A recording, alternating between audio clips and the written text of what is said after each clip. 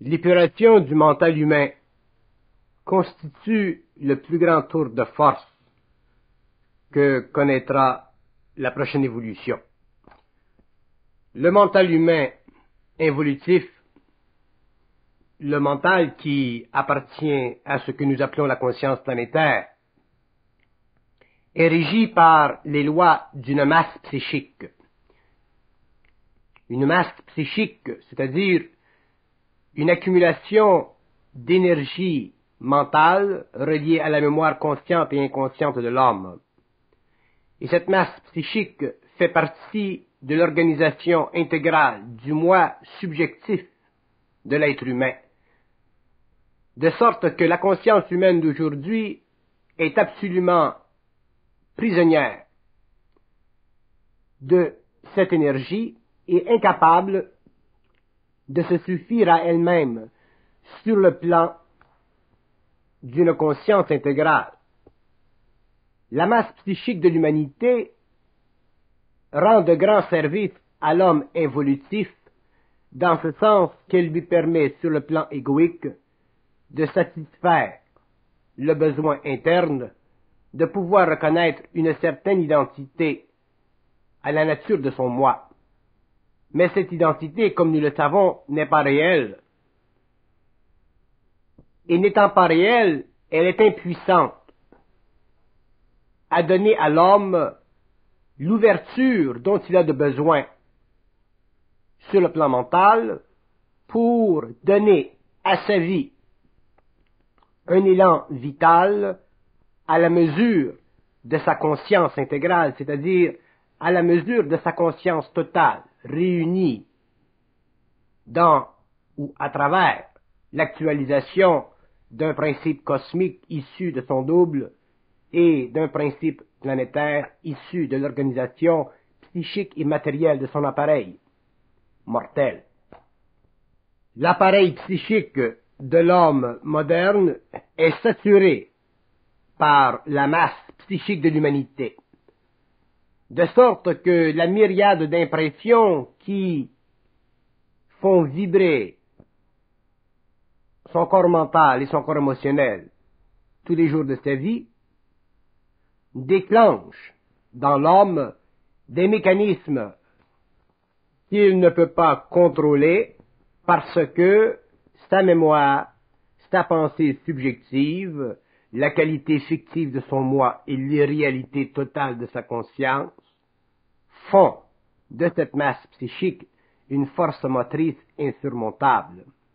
Donc l'homme en évolution sera amené au cours de la descente de l'énergie de sa conscience supérieure vers les plans inférieurs de son organisation psychique à démonter constamment le travail mécanique des forces psychiques de l'humanité. C'est-à-dire qu'il sera amené constamment à regarder l'effet des impressions créées sur son mental à travers son émotivité et de cette expérience découvrira l'inutilité, l'illusion de ces impressions, de ces forces qui accaparent son esprit et le rendent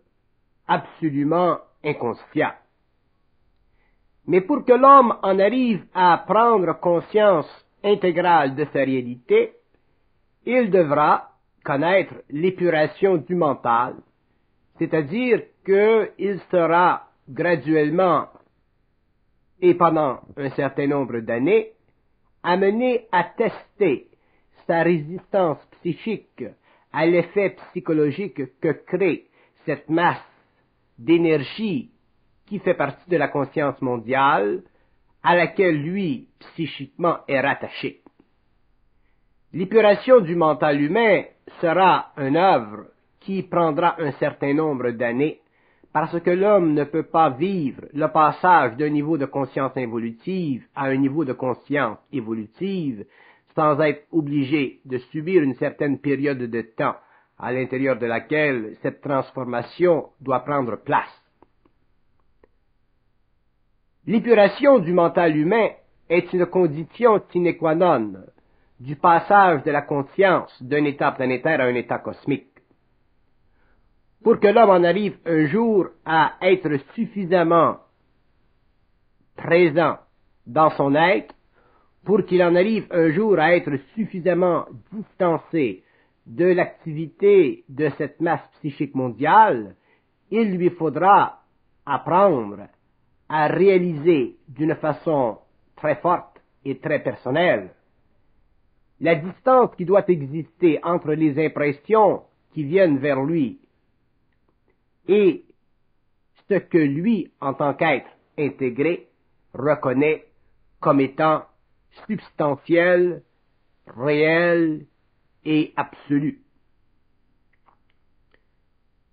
Au cours de l'évolution du mental humain, la période de l'épuration nécessitera que l'homme devienne dans un sens un athlète du mental supérieur. Un athlète dans ce sens qu'il perfectionnera tellement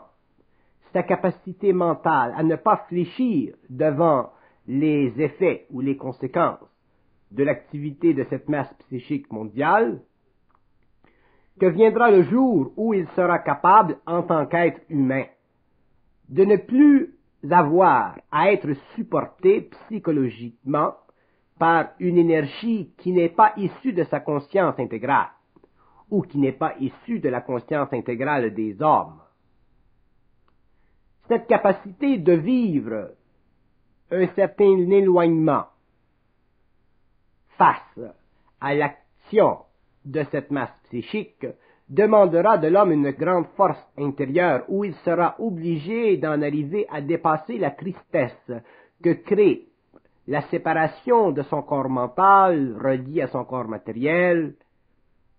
de l'activité qui devrait être normale sur une planète, mais qui ne l'est plus parce que la civilisation de cette planète est arrivée à un stage de déchéance et de décadence avancée.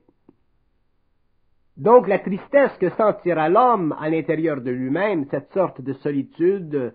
cette rupture des ponts entre lui et l'humanité, fera partie de l'épuration de son mental et elle sera extrêmement nécessaire parce qu'elle deviendra une mesure de sa capacité d'aller plus loin dans le mouvement de l'énergie de sa propre lumière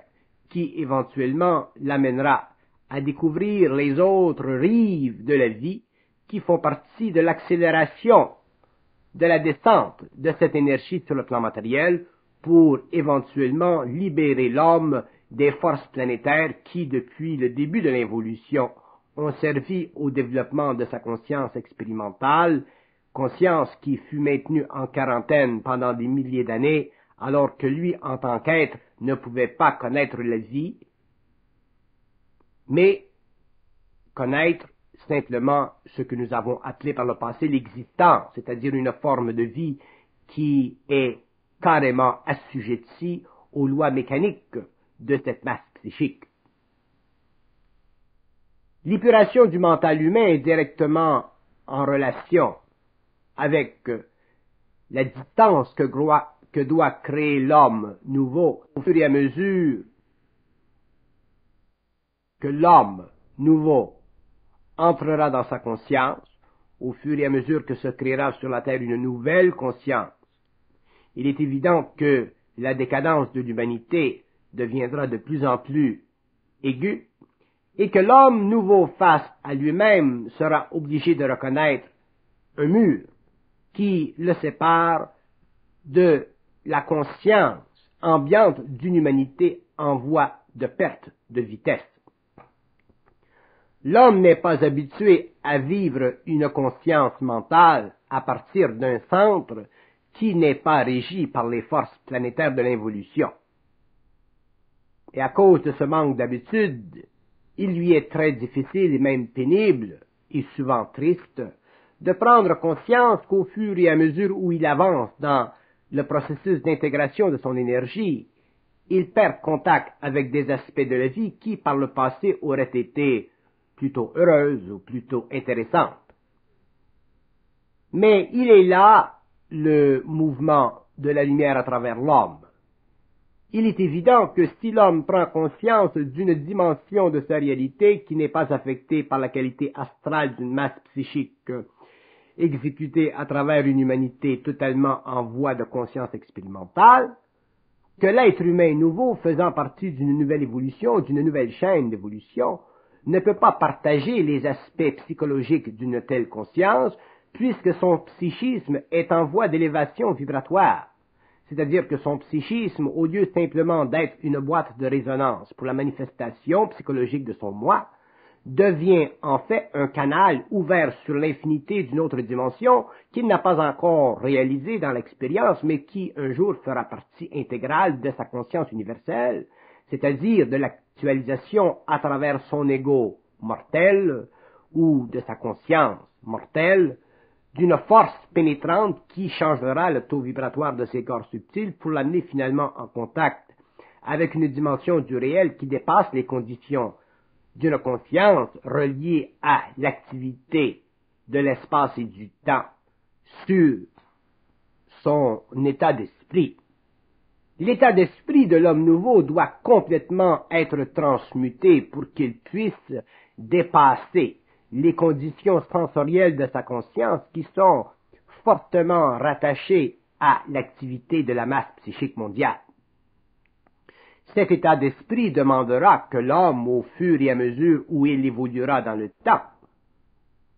sera capable d'avancer dans une trajectoire, dans un mouvement d'énergie, où cette masse psychique aura de moins en moins d'effet sur sa conscience humaine, réduisant ainsi le potentiel de l'involution en lui pour élever le potentiel évolutif et l'amener finalement à pouvoir contempler les aspects multidimensionnels de sa réalité. Le problème de l'homme involutif, c'est que sur le plan matériel, il est régi par les lois des sens.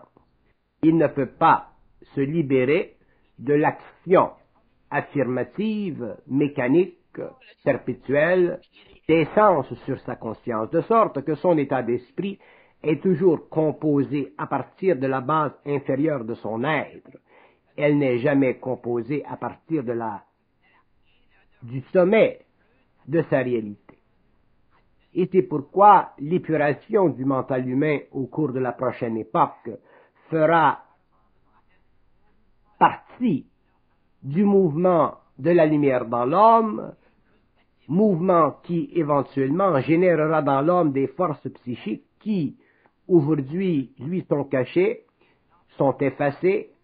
sont prisonnières d'un certain voile, d'une certaine illusion, qui caractérise les aspects mécaniques de l'évolution et le pouvoir de la masse psychique d'entraver le développement d'une conscience cosmique sur la Terre. L'homme nouveau sera totalement seul face à l'actualisation de son énergie. Il sera aussi seul dans le support de cette nouvelle conscience face à l'action de la masse psychique mondiale. Et ceci ne sera pas facile parce que il essaiera d'une façon ou d'une autre de prendre conscience de sa réalité et dans un même temps, il sera obligé de vivre les aspects puissants d'une conscience inférieure qui ont tendance à retarder son évolution. Mais l'homme nouveau sera près de sa lumière, il sera aidé dans le temps par sa partie universelle et il apprendra éventuellement à ne plus s'inquiéter du résultat éventuel de sa propre évolution. À partir du moment où il cessera de s'inquiéter de l'actualisation de son énergie créative à travers sa contrepartie mortelle, il commencera à respirer un peu plus de cette nouvelle énergie, il commencera à se sentir un peu mieux dans sa nouvelle condition et il ne souffrira plus autant de la descente de cette énergie sur le plan matériel. Mais l'épuration du mental représentera pour l'homme nouveau définitivement un saut en hauteur, un tour de force, une capacité constante de combattre contre des effets, des influences qui sont issus d'une conscience manifestement puissante, puisqu'elle dérive, si vous voulez, son autorité de l'histoire globale d'une humanité en évolution qui, pendant des siècles, voire des millénaires, a toujours été le reflet de la conscience de l'ego. Mais au cours de l'évolution, alors que l'homme passera d'un stage de conscience à un autre, les reflets créés dans la conscience humaine évolutive sur le plan de l'ego deviendront de plus en plus ténus, de sorte que l'homme éventuellement ne sentira plus le besoin de s'assujettir ou de vivre en comparse avec cette conscience ou cette masse psychique mondiale. Il sera de plus en plus capable de soutenir le poids très pesant de cette isolation psychique qui fera de lui éventuellement un être psychique à part intégrale, un homme psy, c'est-à-dire un homme qui aura dépassé les conditions psychologiques du moi pour ne revêtir que les conditions psychiques de son être. Et c'est cette division, cette séparation, cette transcendance, si vous voulez, cette différence entre l'homme évolutif et l'homme évolutif qui fera reconnaître au dernier que l'homme nouveau, en fait, est un homme psy, il est un homme psychique, il n'est plus un être psychologique. Et à partir du moment où l'homme cessera d'être psychologique dans la structure interne de son moi, il pourra commencer graduellement à sentir la vibration de son énergie créative. Parce que c'est la psychologie de l'être qui empêche l'homme de sentir le psychisme qui pulse en lui. C'est sa psychologie, c'est-à-dire sa confrontation égoïque avec l'autorité d'une masse psychique mondiale, qui l'empêche de prendre possession de sa réalité, de sentir son état supérieur et de se donner, sur le plan matériel, un quantum de vie qui convient parfaitement à son nouvel état.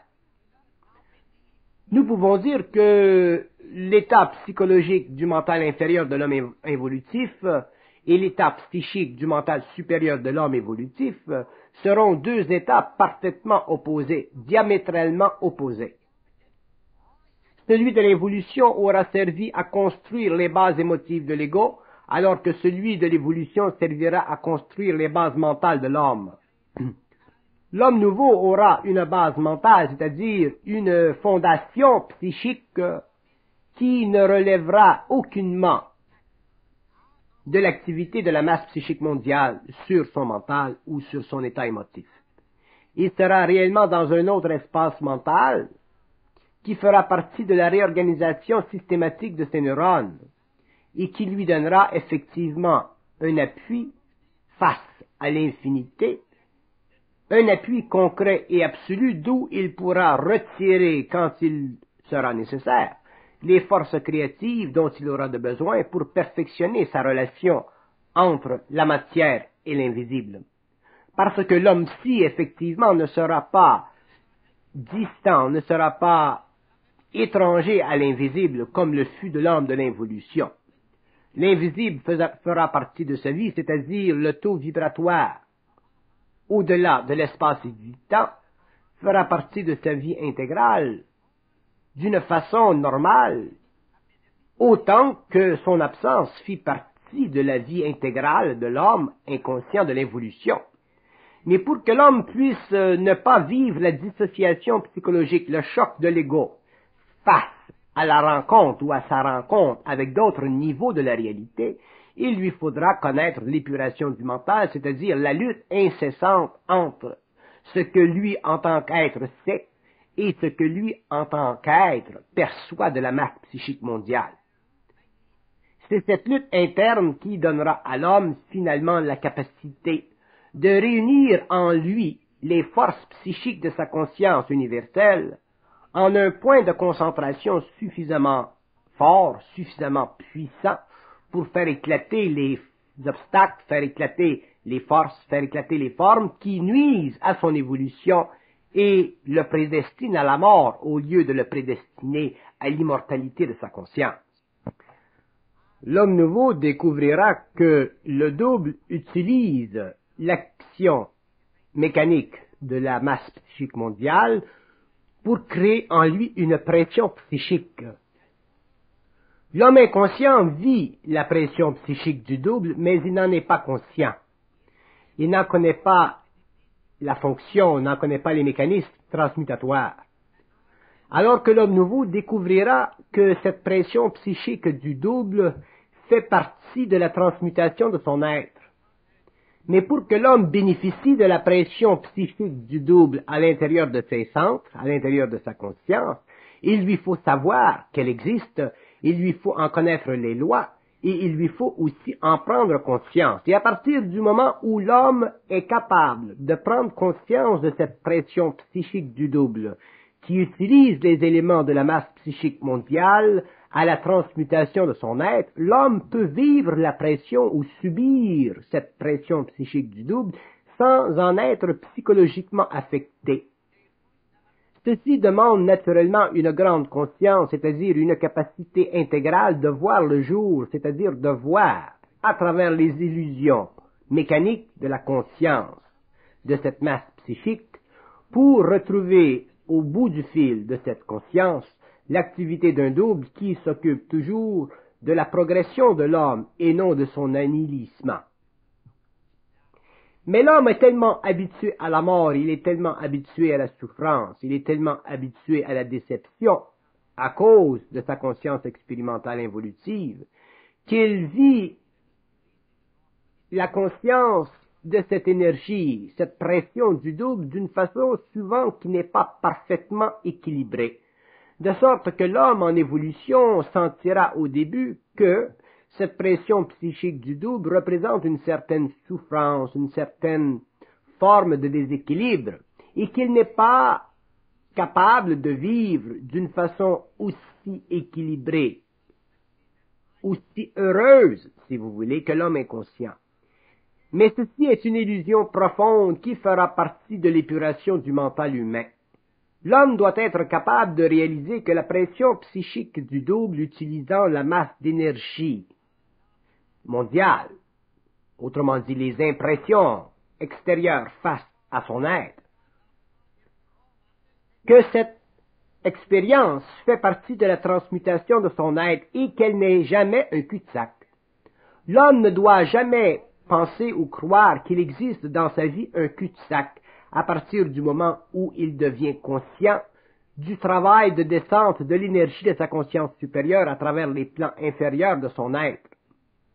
Il doit en arriver à travers l'épuration du mental à pouvoir reconnaître qu'effectivement la pression psychique est simplement le mouvement de l'énergie contre les obstacles créés par la masse psychique. Autrement dit, à partir du moment où l'homme ressent la pression psychique du double en lui, où il vit une certaine sorte de souffrance, que cette pression est inévitablement reliée à un travail venant de la lumière, travail servant à repousser le pouvoir d'influence qu'a la masse psychique mondiale sur son être. Lorsque l'homme sera arrivé à un niveau de conscience suffisamment intégré, suffisamment absolu, suffisamment objectif pour comprendre ceci et pour vivre ceci, il cessera de souffrir parce que il réalisera instantanément que la pression psychique du double est en voie de transmuter quelque chose en lui qui doit être changé afin que lui puisse demain vivre d'une façon qui convient parfaitement à sa réalité, réalité qui avec le temps deviendra de plus en plus vaste et qui aussi avec le temps dépassera les conditions planétaires de l'espace-temps. La supraconscience de l'homme psy sera une conscience qui transformera non seulement l'homme, mais aussi les conditions de vie autour de lui, de sorte que cette conscience, afin d'en arriver à pouvoir manifester sur le plan matériel le pouvoir de sa propre origine, doit être capable, pendant l'évolution, pendant la préparation, de supporter le choc de son travail contre la masse psychique mondiale qui fait partie de la mémoire de l'homme, de sa réflexologie psychologique. Le problème de l'évolution face à l'involution sera justement celui du passage d'une conscience psychologique à une conscience psychique. L'homme doit en arriver à ne vivre que d'une conscience psychique, que d'une conscience vibratoire. Mais vivre d'une conscience vibratoire n'est pas facile parce que le mouvement de l'énergie est un mouvement qui est constant, qui n'arrête pas, qui change, si vous voulez, sa rythmie. L'homme ne vit pas constamment dans cette ambiance aiguë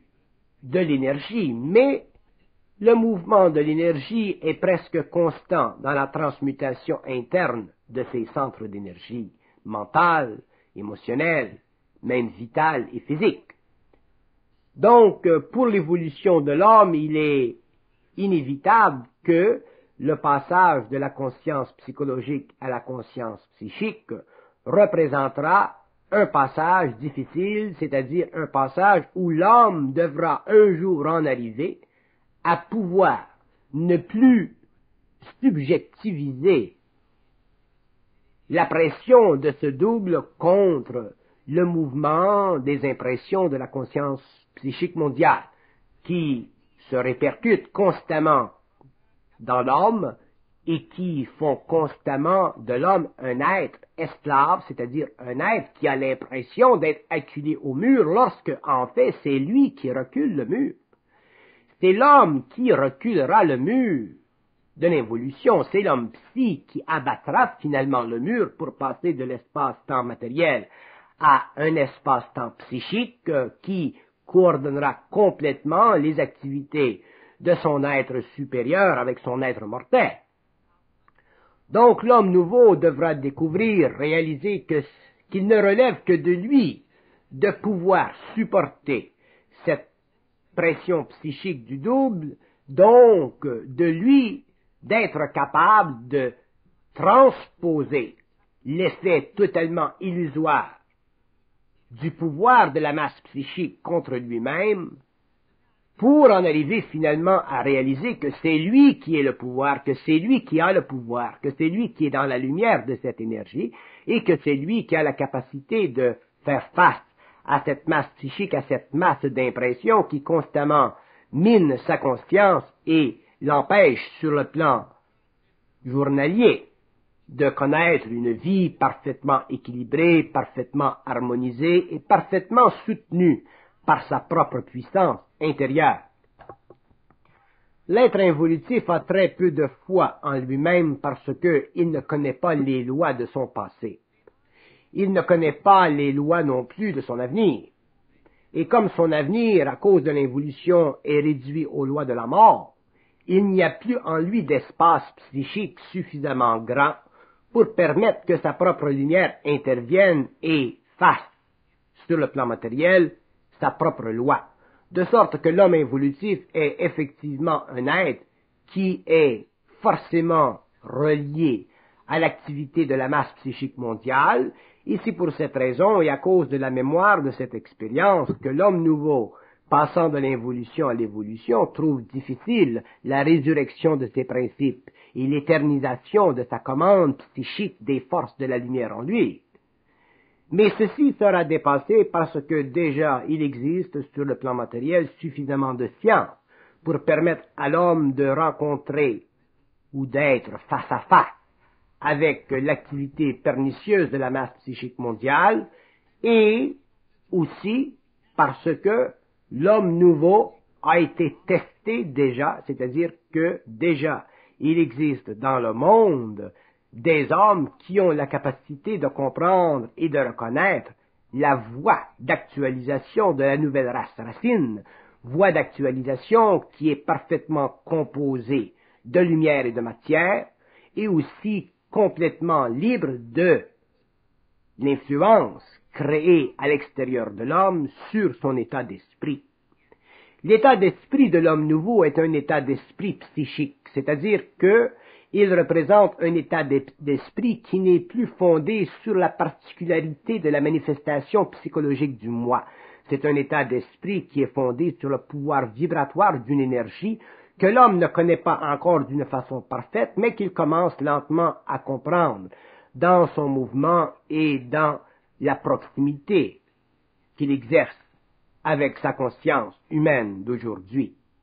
Avec le temps, l'évolution, l'homme nouveau découvrira les aspects encore plus occultes du mouvement de cette énergie, et viendra le jour où il sera capable de reconnaître qu'effectivement, en tant qu'être, il ne fait plus partie de l'humanité involutive, mais qu'il fait partie d'une humanité dont la conscience intégrale fait partie d'un avenir qui n'est pas encore soulevé dans toute sa grandeur et qui n'est pas encore parfaitement compris dans toute son émancipation de la part de l'homme, parce que justement cet avenir fait partie de la composition de la lumière avec le mortel, donc il fait partie de la résurrection dans l'homme de forces occultes endormies, qui sont naturellement unies à sa réalité, mais qui ne peuvent pas fracasser sa réalité, parce que l'homme est très sensible, très délicat dans sa structure psychique. Donc le temps est le meilleur remède, il est le meilleur outil utilisé par ses forces de pénétration, et l'homme nouveau apprendra à travailler avec le temps d'une façon suffisamment avancée et subtile pour pouvoir retarder, arrêter et fossiliser les forces psychiques de la conscience mondiale sur son état mental inférieur. L'épuration du mental inférieur de l'homme est un travail de tous les jours qui n'est pas le produit de son activité, mais qui est le produit de l'activité de sa lumière en relation avec sa capacité psychologique d'en supporter une sorte de souffrance, c'est-à-dire une sorte de déséquilibre temporaire. Au fur et à mesure où l'épuration se fera, l'homme prendra conscience de sa réalité, c'est-à-dire que son état d'esprit changera. Et le changement de son état d'esprit lui apportera suffisamment de soulagement alors qu'il devra passer un certain nombre d'années à l'intérieur d'une période de plus en plus décadente, une période de plus en plus souffrante sur le plan collectif, et une période qui de moins en moins l'attirera parce que justement son état d'esprit l'appellera à vivre et à connaître d'autres choses que ce que nous avons connu pendant l'évolution. Donc l'épuration du mental chez l'homme nouveau et chez l'homme petit, c'est-à-dire l'homme qui aura intégré sa conscience et déspiritualisé sa matière, fera de ce dernier un être capable finalement de comprendre pourquoi il est sur le plan matériel, où il va sur le plan matériel, et comment il est parvenu au cours de l'évolution à reconnaître les lois de l'énergie et à substituer en lui-même les dictées mécaniques d'une psychologie purement enfantine et primitive pour un psychisme créatif fondé sur le roc d'une conscience universelle, c'est-à-dire une conscience capable de lui donner tout ce dont il a de besoin pour parfaire le chemin devant lui qui fait partie de son expérience sur le plan matériel. Mais pour que l'homme puisse bénéficier de sa conscience créative, il lui faudra faire en sorte que l'épuration de son mental devienne un état d'esprit conjoint avec une sensibilité intérieure, c'est-à-dire une perception intelligente du réel, de plus en plus grande et de moins en moins affectée par le tourment que crée sur son mental psychologique cette masse d'impressions mondiales qui constamment a tendance à déséquilibrer son être et à donner à son moi primitif et planétaire la supériorité sur son moi cosmique et universel. Ce que l'homme ressent en lui-même doit sortir, doit devenir. Ce que l'homme perçoit en lui-même n'est qu'illusion. Donc l'homme devra apprendre à ressentir ce qu'il est et à mettre en action toutes les forces en lui qui vont en mouvement parallèle avec ce qu'il ressent. Et avec le temps, ce qu'il perçoit diminuera et éventuellement s'effacera de sa conscience, de sorte qu'il ne connaîtra plus l'aspect psychologique de son moi, mais ne reconnaîtra que l'aspect psychique de sa conscience universelle à travers un ego très bien organisé sur le plan vibratoire et parfaitement harmonisé sur le plan mental et émotif, de sorte que même sa constitution vitale et physique en bénéficiera. Lorsque l'homme nouveau sentira une trop grande pression psychique dans son mental, à cause du travail que fait le double contre la masse psychique mondiale, il sentira le besoin de changer son mode de vie ou de changer certains aspects de sa vie afin de relaxer cette pression, de la diminuer. C'est alors que la pression sera moins difficile et que l'homme en arrivera éventuellement à mettre dans sa vie un ordre tellement raffiné que le passage de l'énergie dans sa vie sera normal, fluidique, et il ne sentira plus la lutte, le combat entre cette énergie qui descend et la masse psychique dont les effets sur son mental et sur son émotionnel fait de lui un être souffrant en initiation. Ce ne sera jamais la présence de l'énergie dans l'homme en elle-même qui le fera souffrir. Ce sera toujours la descente de cette énergie et sa lutte contre les influences de la masse psychique mondiale à travers son état psychologique. L'énergie en elle-même chez l'homme sera créative, donc elle sera douce, elle sera une expérience élevante. Mais tant que l'homme n'aura pas créé dans sa vie un ordre nouveau, c'est-à-dire que tant qu'il ne se sera pas débarrassé du pouvoir de cette masse psychique et de sa capacité d'interférer avec le mouvement naturel et créatif de cette énergie supérieure, il vivra effectivement certains états de crise parce que ces états de crise seront symptomatiques d'un ordre qui n'existe pas dans sa vie.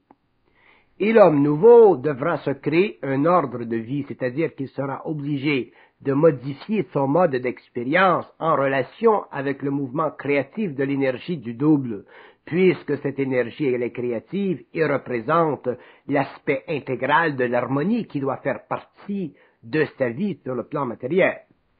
Si l'homme, pour toutes sortes de raisons, pour toutes sortes d'influences émanant de la masse psychique mondiale, retarde l'échéance de cet ordre, de cette harmonie, il est évident que la pression psychique en lui grandira et il se verra effectivement un être souffrant, c'est-à-dire un être qui aura quelque part dans le temps à remodeler son expérience, à refaire son expérience, à redonner à son expérience une qualité qui est de plus en plus en convenance avec sa réalité ultimement universelle et lumière. À partir du moment dans la vie où l'homme est en évolution de conscience, c'est-à-dire que, à partir du moment où cette énergie descend et se manifeste en lui, il ne peut plus repousser l'échéance de sa cristallisation avec la matière. Donc, il est évident qu'il doit prendre conscience d'une façon suffisamment rapide pour éliminer de sa vie les obstacles qui sont le produit de la lutte entre cette énergie créative puissante et aussi l'énergie involutive et mécanique de la masse mondiale qui elle aussi est puissante parce qu'elle a créé dans l'homme les mécanismes psychologiques qui défient constamment son psychisme universel. L'homme, dans le fond, est un être psychique, il est universellement psychique. Il n'est devenu psychologique qu'à cause de l'évolution, qu'à cause de la séparation de son être, à cause de la division de sa conscience. Il est devenu psychologique parce qu'il ne possédait pas les sens nécessaires pour passer d'un plan de l'expérience à un autre avec facilité, pour comprendre la réalité totale et intégrale de l'universel en évolution. Mais à partir du moment où l'homme passe de l'involution à l'évolution, il doit passer aussi de l'état psychologique à l'état psychique, c'est-à-dire cet état qui convient parfaitement au mouvement créatif de son énergie cosmique, au-delà des limitations que lui imposent en tant qu'égaux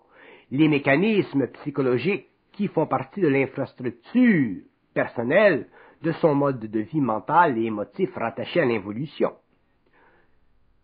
L'homme psy, l'homme de demain, l'homme réellement présent sur le plan matériel, comme il le sera sur les plans subtils, sera un être absolument différent dans le mental ou dans la mentalité à l'homme de l'évolution. Et lorsque nous disons absolument différent, nous voulons dire absolument capable de se séparer d'une façon catégorique de l'influence des forces manipulatrices de l'évolution. Ceci veut dire que lui, en tant qu'être, devra avoir ou posséder un état d'esprit suffisamment puissant pour créer entre lui et le monde extérieur un mur invisible qui fera de lui un être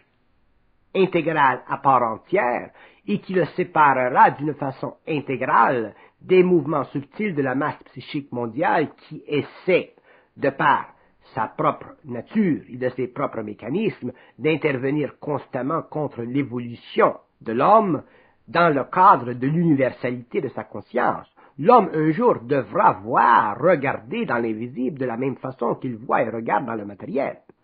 L'homme un jour devra posséder une conscience capable de se suffire à elle-même sur tous les plans de sa réalité, autant matérielle que psychique.